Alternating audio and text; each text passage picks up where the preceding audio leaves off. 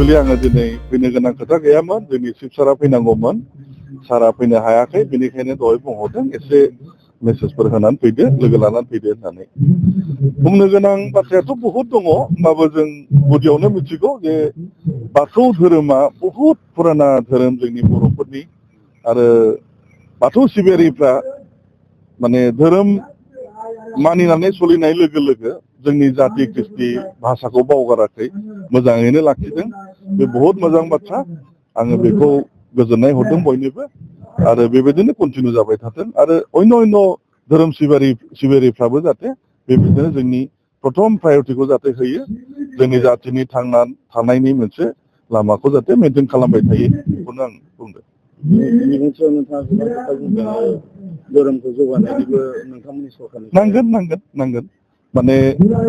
area जुदि सान्ति थायोबा जोङो सरकारनिफ्रायबो जौगाथिनाय हाबाफारिखौ मावनो हायो मोननैबो भाइस भार्सा रिलेटेड हालामाबो सान्ति जानांगोन हालामा सान्ति जाबासो जोङो धोरोमनि खामानिखौ मावनो हायो जौगाथिनाय खामानिखौ मावनो हायो